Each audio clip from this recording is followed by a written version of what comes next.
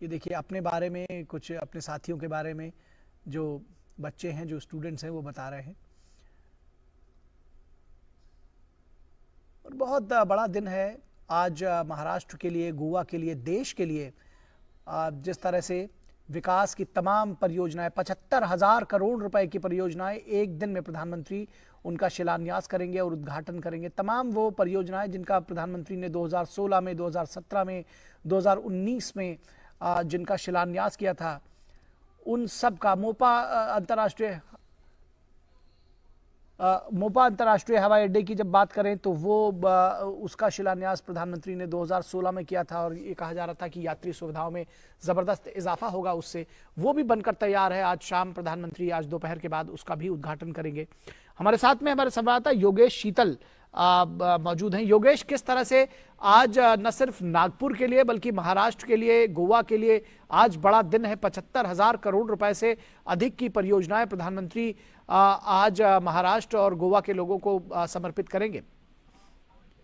देखिए, अगर राज्य बात करें तो नागपुर की बात, अगर महाराष्ट्र और गोवा की अगर बात करें तो ये लगता है कि इतने करोड़ की योजनाएं हैं और इंफ्रास्ट्रक्चर को लेकर एक पुश जो पीएम गति शक्ति कार्यक्रम है उसके तहत जो है वो दिया जा रहा है। लेकिन अगर आप क्षेत्र वाइज देखेंगे, रीजन वाइज देखेंगे तो मराठवाड़ा, नॉर्थ महाराष्ट्र और विदर्भ, इसके लिए आज का दिन काफी महत्वपूर्ण होने वाला है, क्योंकि जिस तरीके से सागरमाला या सड़कमाला परियोजना सरकार ने शुरू किया था उसको लेकर एक बहुत बड़ा लीड है। और जितने भी जो 10 जिले बताए जा रहे हैं, जो 10 जिलों से सड़क जा रही है, इसके अलावा 14 ऐसे जिले हैं जहां वो सीधे सीधे ये महामार्ग जो वो प्रभावित कर रहा है, वहां से सीधे सीधे कनेक्टिविटी जो है वो इंश्योर हो रही है।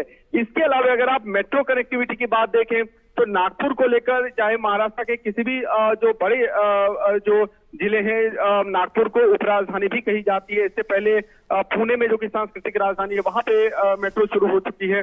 अगर आप नागपुर की बात करें तो यहाँ पे जिस तरीके से धीरे धीरे करके इंडस्ट्रियलाइजेशन यहाँ काफी तेजी से हो रहा है, शहर काफी ज्यादा विकसित हुआ है। ऐसे में जो डिमांड थी ट्रांसपोर्टेशन की वो भी समय के साथ बढ़ रही थी, उसको कैटर करने के लिए जो है ये सब मेट्रो की जो फैसिलिटीज है, इसके अलावा ऑल्टरनेट मीडियम जो है, चाहे बैटरी ऑपरेटेड या सस्टेनेबल एनर्जी को लेकर जो पूरे सरकार का क्लाइमेट चेंज को पॉइंट में रखते हुए उन सब चीजों को मिला के मोबिलिटी सर्विसेज जो है उसको पुश दिया गया है। तो अगर आप देखें मेट्रो को लेकर तो आज का जो कार्यक्रम है, जो खापरी, जहां पे भी प्रधानमंत्री थोड़ी देर में पहुंचने वाले हैं, यहाँ से 2 लाइन जो मेट्रो की है उसको यहाँ से वो हरी झंडी दिखाएंगे। एक ऑरेंज लाइन है और एक एक्वा लाइन है। तो इसके अलावा पीएम अभी इस वक्त जो मेट्रो में ट्रेवल भी कर रहे हैं और जो छात्रा हैं उनसे बात कर रहे हैं।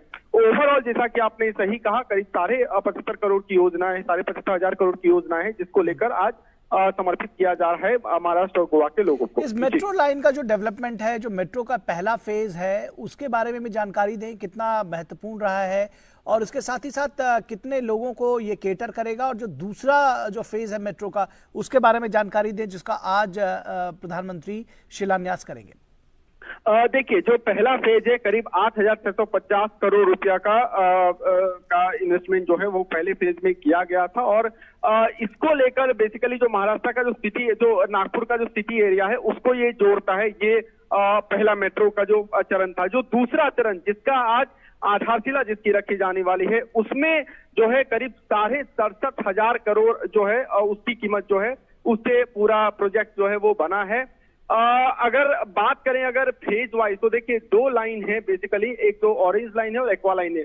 ये लाइन है जिसपे ट्रांसपोर्टेशन होगा।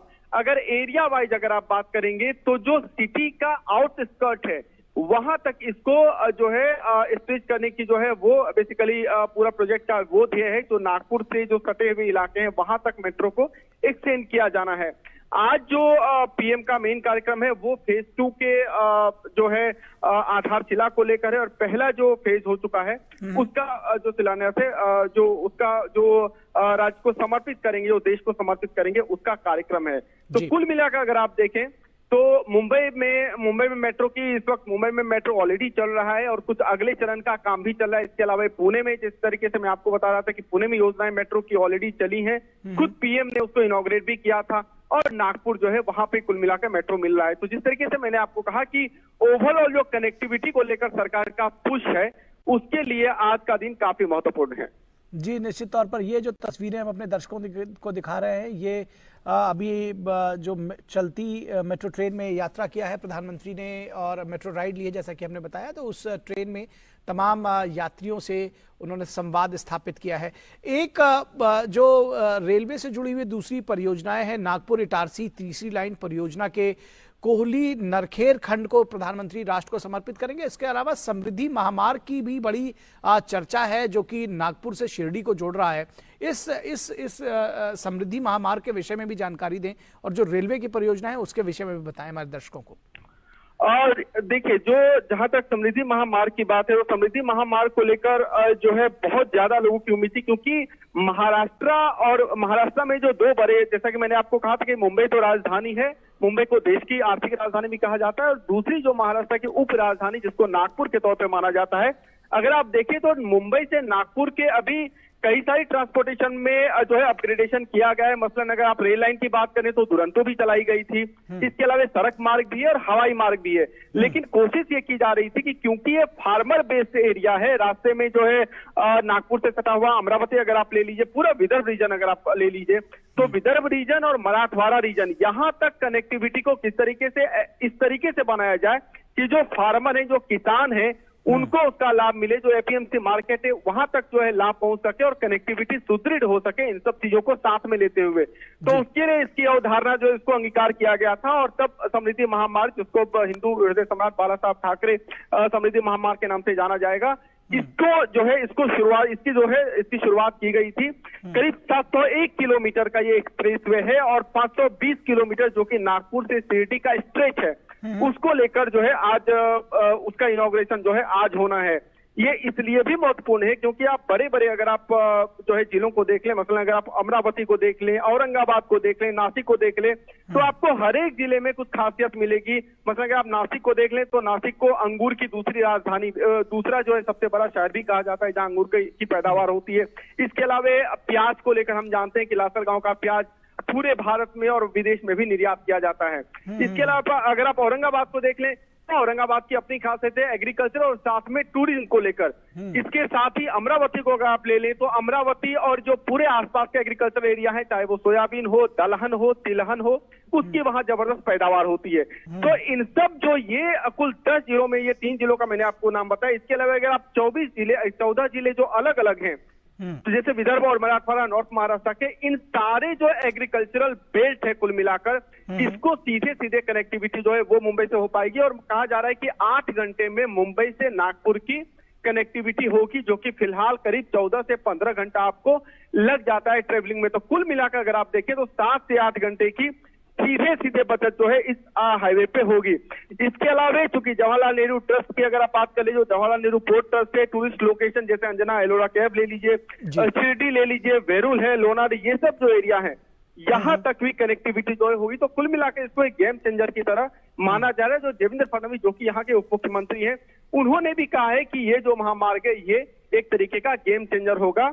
ट्रांसपोर्टेशन के बारे में अगर आप बात करें तो महाराष्ट्र का, अगर आप ओवरऑल ट्रांसपोर्टेशन के बारे में बात करें, दूसरी बात जहां तक मेट्रो की आपने कही, तो देखिए जैसा कि मैंने आपको कहा कि मेट्रो को लेकर जो दूसरा प्रोजेक्ट है, जो दूसरा चरण है, उसको लेकर जो है उसकी शुरुआत हो रही है नागपुर में। न केवल जैसा मैंने आपको अभी कहा कि विदर्भ को लेकर इंडस्ट्रियलाइजेशन की बात जो है, इंडस्ट्री की बात हुई है, इसके अलावे यूथ यहाँ पे काफी संख्या में आए हैं क्योंकि एजुकेशनल इंस्टीट्यूट खुला है। अभी तो एम्स का भी जो है, एम्स को भी काफी शिलान्यास हो रहा है। तो एम्स में निश्चित तौर पर पेशेंट आएंगे, मेडिकल से जुड़े हुए कई सारे स्टूडेंट जो है वो आएंगे, कई सारे फील्ड के लोग आएंगे। तो उसको लेकर जो कनेक्टिविटी है, कनेक्टिविटी का उनको लाभ मिल पाएगा, क्योंकि धीरे धीरे जिस तरीके से यहाँ पे डेंस पॉपुलेशन जो है वो बढ़ रहा है। और साथ में एक चीज मैं आपको ये भी बता दूं कि चूंकि भारत जो है इस वक्त डेमोग्राफिक डिविडेंड के एरा में जा चुका है, 2055 तक जो है ये जो जनसांख्यिकीय जो लाभांश होता है वो रहेगा।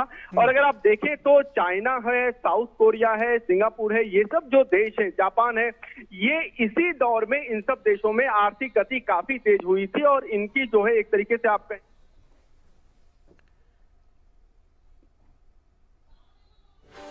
नागपुर मेट्रो रेल के फेज 1 का लोकार्पण करते हुए प्रधानमंत्री, ये सीधी तस्वीरें आप देख रहे हैं। प्रधानमंत्री ने काशी नागपुर मेट्रो रेल संगमम यह एक फेज 1 का लोकार्पण ऐतिहासिक किया। कार्यक्रम है। मैं कहूँगा शताब्दियों के बाद इस तरह की एक पहल। विश्व परेशान था, इस महामारी के दौर से गुजर रहा था, तो प्रधानमंत्री के आह्वान पर कि आपदा को अवसर में बदलो, रेलवे ने सबसे